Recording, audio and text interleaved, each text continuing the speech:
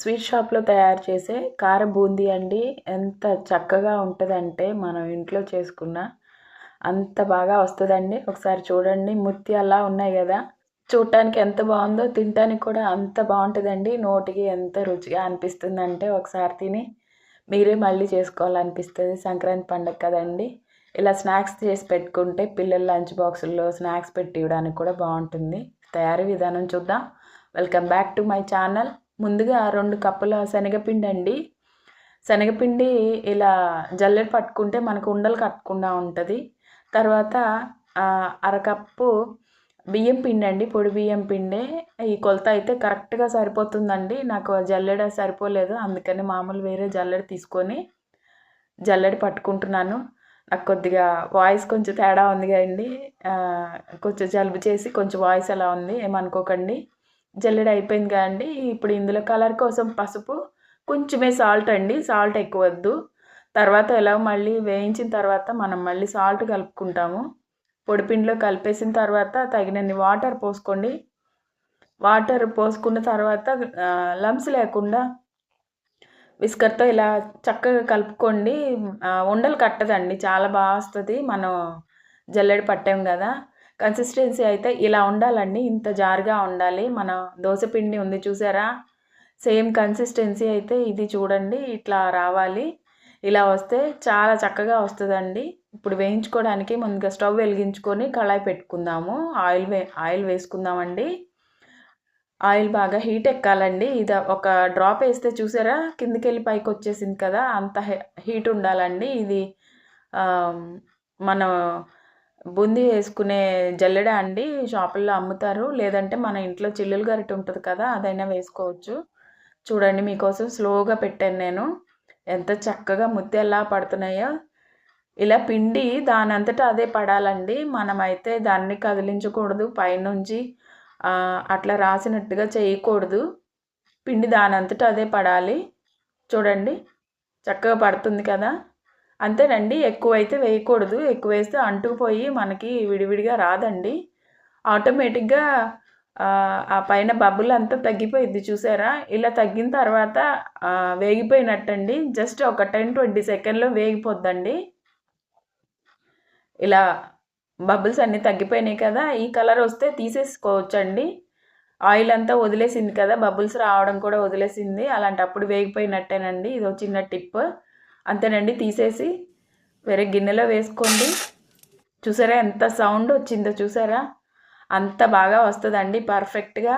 వేసిన తర్వాత రెండోసారి వేయడానికి ఇలా వెనక పిండి ఉంటుంది కదా, అది మొత్తం క్లీన్ చేయాలండి. లేకపోతే తోకల్లా వచ్చేస్తుంది బూందీ అనేది. చూడండి, ఇంకోసారి వేసి చూపిస్తున్నాను.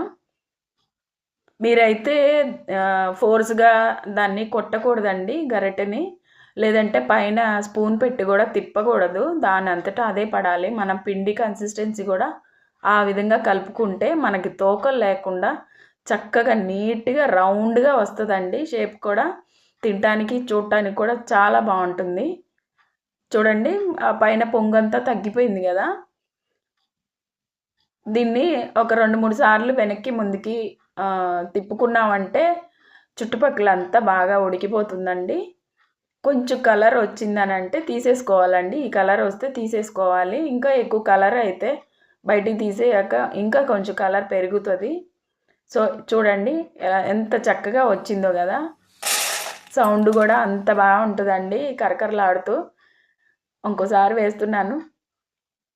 ప్లీజ్ ఫస్ట్ టైం కనుక నా వీడియోస్ చూస్తున్నట్లయితే ప్లీజ్ సబ్స్క్రైబ్ చేసుకోండి, లైక్ చేయండి, షేర్ చేయండి. ఇలాంటి మంచి మంచి కుకింగ్ వీడియోస్ చాలా ఉన్నాయండి. చూడండి, అయిపోయింది. బయటికి తీసేసుకోవడమేనండి. ఇలా కళాయికి ఓవర్గా వేయకూడదండి. ఓవర్గా వేస్తే మొత్తం అన్నీ కలిసిపోయి 2-3 కలిసిపోయి ఉంటాయి. ఇప్పుడు జీడిపప్పు వేసుకుందాము. మీకు ఇష్టమైతే వేసుకోండి, లేదంటే స్కిప్ చేయొచ్చు. జీడిపప్పు టేస్ట్ కూడా ఇలా ఆయిల్లో వేయించిన తర్వాత చాలా బాగుంటుందండి. ఒకసారి ట్రై చేయండి.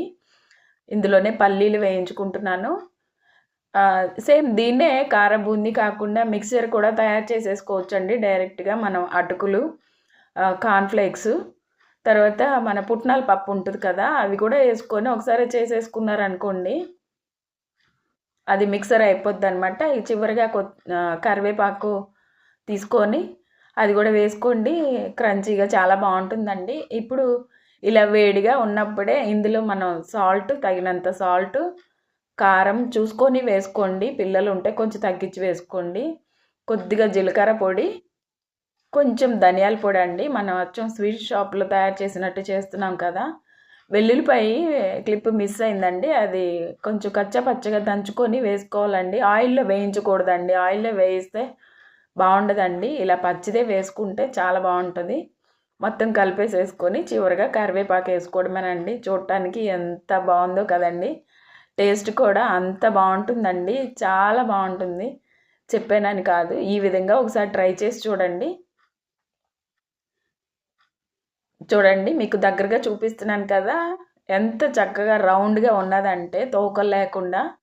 మీరు అంత నీట్గా చేసుకోవచ్చండి. చూడటానికి కూడా చాలా బాగుంటుంది. చూడండి, ఒకటి నలిపి చూసే కదా, చాలా క్రంచీగా వచ్చింది. అంతేనండి. ఈ వీడియో కనుక మీకు నచ్చినట్లయితే ప్లీజ్ లైక్ చేయండి, షేర్ చేయండి, సబ్స్క్రైబ్ చేసుకోండి.